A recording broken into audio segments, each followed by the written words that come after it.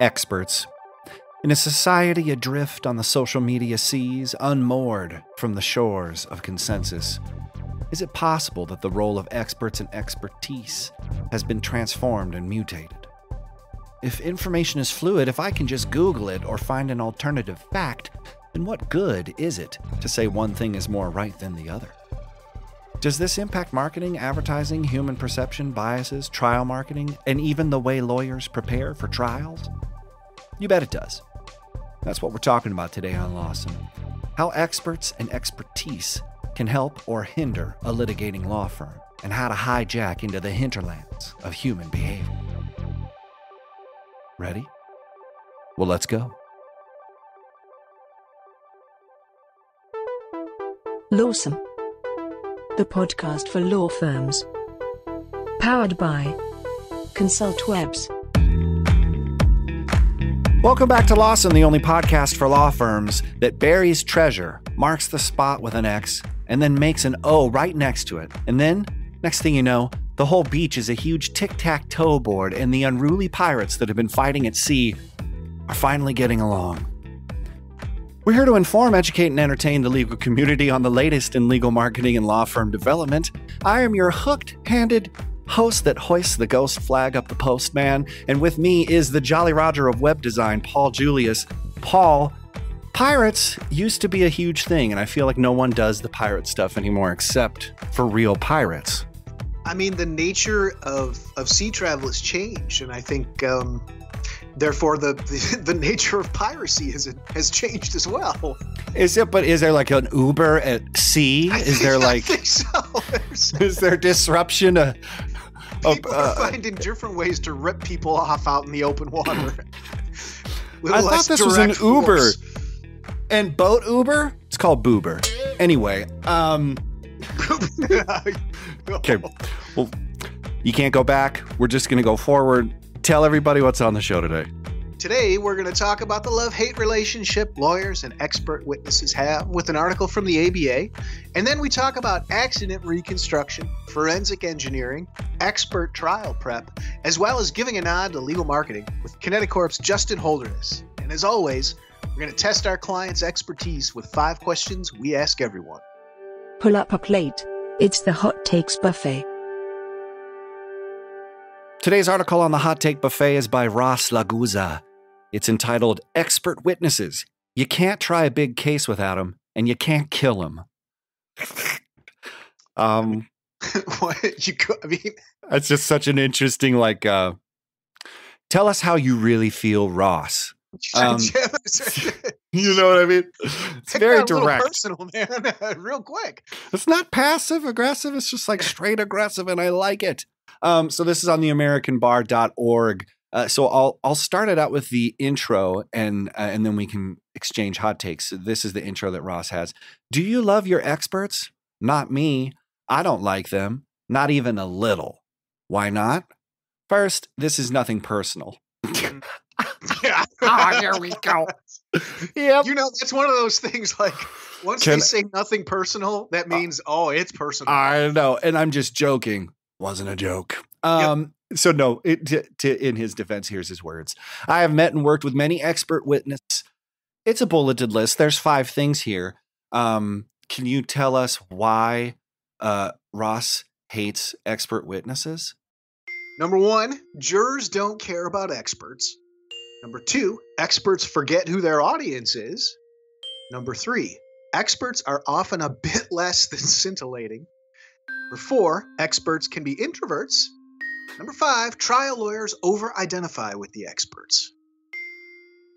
We can go into this. I'm pretty sure the audience can put together their own, reflections on expert witness and testimony and how that impacts trials. And some of this is good. It might be a little broad brush to paint all of it in one way, but what are your thoughts about this?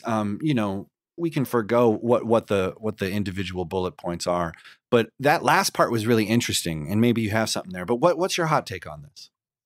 I'm not so sure about over-identifying. I think is sometimes, lawyers, by nature, they're the expert in law, right? So it kind of creates that bond, I think. And so the one part of the article that said that during practice question and answer sessions, it's like a non-player listening to two experienced gamers talk about Dungeons and Dragons. The gamers know what they're talking about, but the rest of us will be left in the dark if somebody doesn't intervene. So that somebody is often somebody like me, but it can be anyone on your team tasked with making sure you don't forget your audience. And why this jumped out at me is because this is something that you can directly apply to marketing. People always mess up. Who's your audience? Who are they talking to? What are you saying? Are they going to identify this? Is it clear? I mean, that's one of the biggest things. Is it clear? And at the end of this little paragraph here about forgetting who your audience is, it says sometimes they're trying to show up the other side's experts. Sometimes they're trying to impress the judge. And this one that I think is going to hit home on marketing and everything, it says sometimes they just like hearing themselves speak. You're not saying stuff that is resonating or solving a problem or addressing a pain point or providing information that the listening party can identify with. So good, man. Yeah. So that's my take. What you got? Well, so you have a quote that you've been using and kind of favoring lately, where you talk about poker. And you say poker isn't a card game played by people; it's a people game played through cards. And so it hit me here that all of this, the machinations of a trial and how experts are used or underused or over depended on or over identified with, it's all about humans interpreting other humans. And so that is a very marketing. I know we see marketing problems everywhere, but this seems like a very essential perceptual information marketplace kind of. I see this and I know this and I'm comparing the two inside of this, ecosystem. And so like it's interesting to find out later in Justin's interview that experts aren't just useful in the trial to help people perceive things differently or to help the lawyer look good or, to help the case look a certain way. It's most useful in the beginning before it even gets to court. Experts need to be there to help you figure out where your strategies are, if you need to dump the case, if they see, problems. And it's very rare that people get that expert advice in the front end. Yeah. They kind of build it up towards this thing and kind of cram their perceptions into square holes with the round pegs and all of this, and I think it's interesting that you have to continuously remember, just like what you were saying, it's that you can go esoteric and lose your audience, but it's all about the narrative and controlling it. And sometimes it's best, when you're the expert building a case, to have another expert come in and kind of challenge you in the way that maybe you perceive something. Because I remember it at my old firm, the modus was to take as many cases as you could and then we'll figure it out. But then you end up spending a lot more money on investigation. But maybe just because you signed it, you feel like you want it more and you're willing to go be scrappy with it. But it could be a lot of sunk costs, that could be avoided. So my hot take is that I think it all ends up being about perception. And your hot take was about forgetting the audience and making sure you remember that. I think this seemingly very specific expert trial strategy is actually at its heart a human perceptual thing that maybe you need even before you get in front of a jury box. You need to kind of question your own assumptions, and it's nice to have somebody help you do that. Oh, yeah. Well, I mean, you tied it together really nicely there. I think it says in the article, a persuasive expert doesn't talk down to the audience. A persuasive expert meets jurors where they live and helps them feel competent about the information they're receiving. And that's basically what we say in marketing is what's the message? Yeah. I mean, we're all, we know you're a lawyer. You're going to help people, get the compensation they deserve, or you've been trusted. Yeah. But it's how you say it, like what one of those things is going to resonate. What's going to make someone connect? And it's cool because Justin and his company sort of acts as this research department that helps you and law firms and anyone who's using and utilizing expert testimony help them guide not the trial strategies or anything in regards to that, but just how you think of the way you use expertise in your practice. So it's exciting. Building up the case, it's essential. Taking the case to court, executing it in front of a jury. I mean, all of that is touched on in a pretty eloquent way in Justin's interview. But I'm going to end it here with a quote from Ross on this pretty savage article here in the American Bar. But he has a great quote in the end, and it's great because I'm pretty sure a lot of lawyers out there are like, no, preach. So I'll end it with his words, and then we'll go to the interview. He says, the most important thing is not to assume that just because someone is a credentialed expert or has had successful testifying experiences, that person will be effective in your case. I find that there is no shortcut. You have to start at the beginning in each case and help the witness craft his or her message and develop effective communication strategies. Lawson continues. But first, a word from our sponsor. On the streets of the internet, where the distractions are high and competition is higher, a lawyer is only as good as their website. When it comes to legal services, lawyers are the experts. But when it comes to legal marketing online, that's when ConsultWebs takes the wheel. Any lawyer looking to grow their business online can generate more leads from their website by hiring ConsultWebs. Since 1999, we've tested thousands of digital advertising strategies for hundreds of law firms across the country, so we know what flips and what flops. For more information, go to consultwebs.com. And now, for a Lawsome interview. Justin Holderness is the Director of Expert Relations at Kineticorp, an accident reconstruction firm based out of Denver. After receiving his bachelor in business from Northern Arizona University, Justin established his career in legal marketing with Network Affiliates, a nationally recognized ad agency that represents personal injury law firms. Justin is an avid blogger, content creator, and speaker, and brings all of that and a bag of crisps to the Lawsome Podcast today. Justin, welcome aboard. Thanks for having me. I appreciate it, guys. So tell us about Kineticorp. What's the mission there? Bring us up to date on your services and how you guys are bringing that to assist lawyers. So we're a forensic engineering and visualization firm, meaning we're expert witnesses on cases a lot of times, and we look at a case, investigate that case, and there's complicated questions with a lot of our cases, and we answer those questions. We have the expertise to do it. We have the research that we've done. We have the experience with all our experts, but in addition, we have the visualization side too, which is what we use to communicate our findings. The animations that we create, the graphics, half our staff is dedicated to that. And it's kind of a specialty because they need to really be working with engineers consistently to understand the physics of those cases so it's a fair representation when those animations are developed. So they're admitted into court. I think there's oftentimes a misconception that an expert witness is a hired gun for a case. That's not the case. They aren't the person. They're not meant to be there to be biased by any means. They're just there to answer the questions on the case. So that's what we do at Kineticorp. We're based out of Denver. Majority of our work is outside of Denver. We work throughout the nation. We've worked on international cases as well. So that's specifically what we do. And yeah.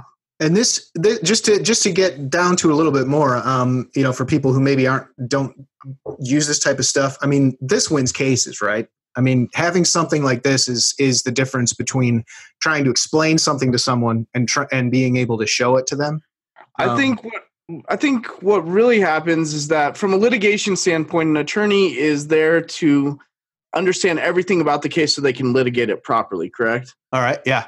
So in that scenario, they just want as many questions answered on their case as possible, so they bring in an expert like us to do that. That might mean that they decide, okay, we need to settle out quicker, or we need to drop this case because it's not a good case for us.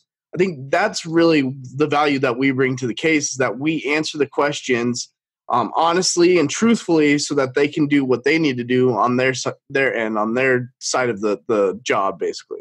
Yeah, yeah. And in the representations too, I mean, we were talking a little bit before we got on the air about how important it was to make sure that things like speed were accurately represented. So that's a big part of it. So it's not just like, hey, this is what we think it was like. You guys are actually saying, no, this is what it was like. Exactly like. Absolutely. So yeah, that's where we really bring value. I guess the best analogy that I've come up with is you have like a mechanic, right? A mechanic is there to either enhance a vehicle or fix it. So they take a look at that vehicle and then they need to figure out what's wrong with that vehicle. How can they enhance it better? So what do they use? They use some sort of diagnostic software. An attorney, similar. They're looking at that case. They got to figure out what they need to do on that case to make the situation best as possible for their client.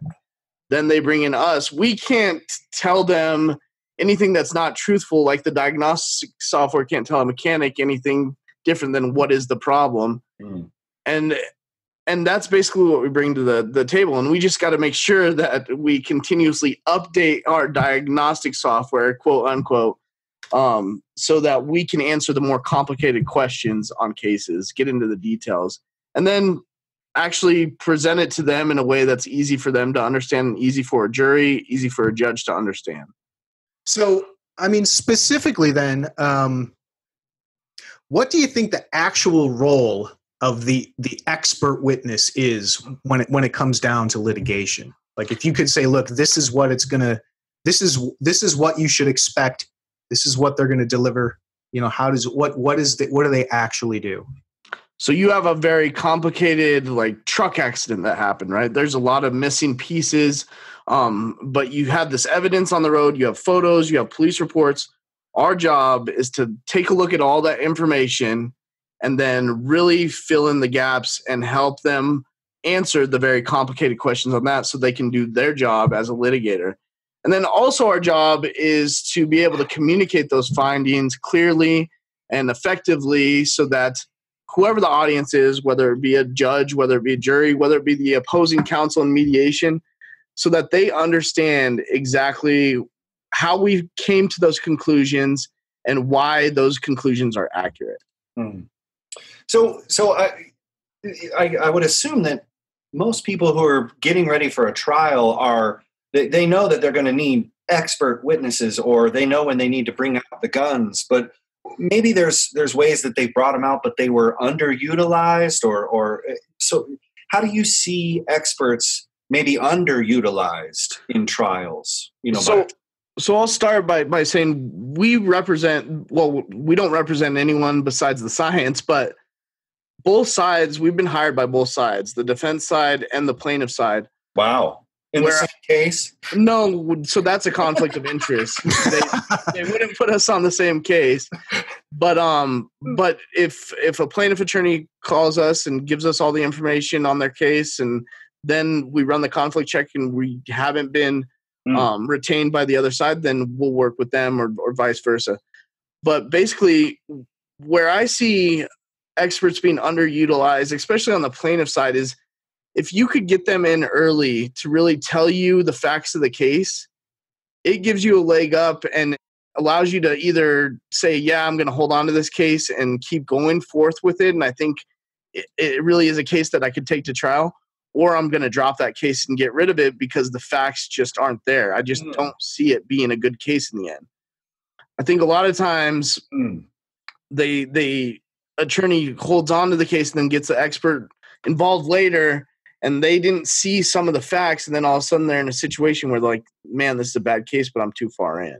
Oh, yeah, way, way too far in. And then it's an interesting line that lawyers have to cross, where you have to tell somebody after months of, kind of working the case that it's not going to work out. You've talked to them numerous times, and even just us reviewing on a surface level of the stuff that's already there, not going out investigating the scene, not looking at the cars, but looking at just photos and police reports, probably tell you a whole lot about that case that you necessarily might not be able to see because you're not looking at it from an engineering point of view. And here's another thing that you probably didn't think about, lawyer in the audience, is that even if you don't think the expert opinion is needed because you don't need science, that client is going to go away and going to complain on social media, reputation, management. It's going to take a ding. And I remember from my, PI law firm is that everyone said they wasted my time.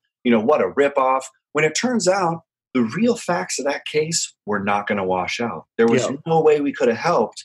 But not only is expert opinion something that you might need to get before you go to trial, before you need to, enact some serious actions, it's something that you maybe need to think about marketing wise, right? Yeah, I would agree.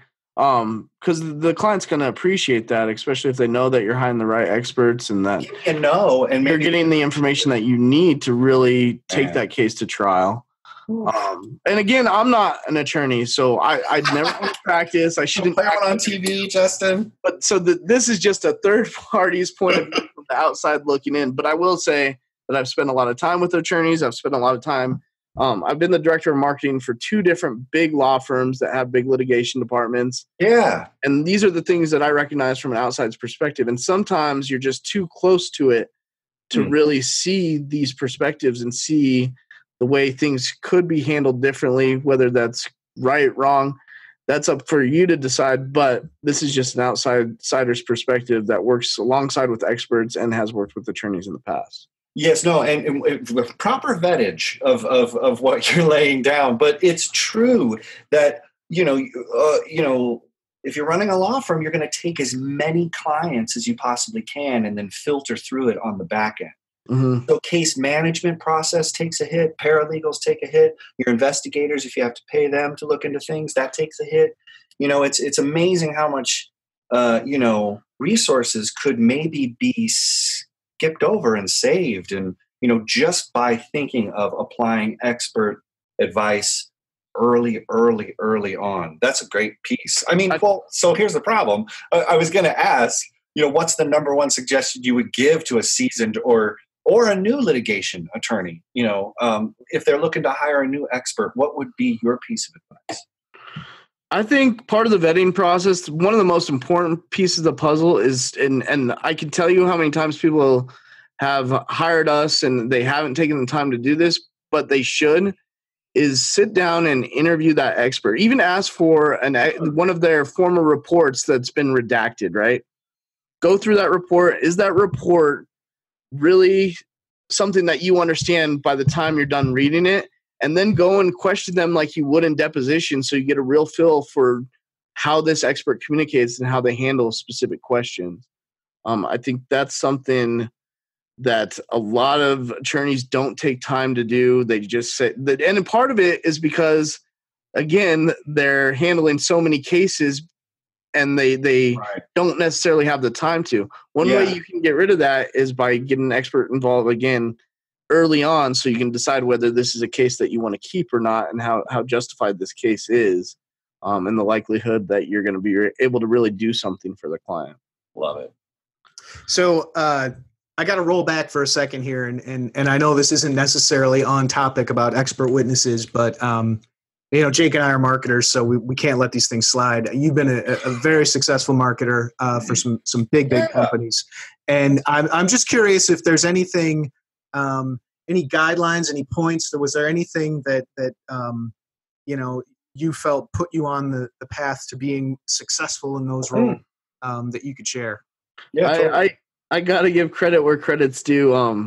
When I worked for Network Affiliates, Harlan Schillinger was my mentor, and he really provided a lot of value and taught me a lot of things from a marketing standpoint, both for my own brand development, but also branding actual entities and companies, that is completely invaluable. So I got to give him kudos. But that really, he helped put me on the right path as far as understanding marketing from both a big picture point of view and then also the details as well.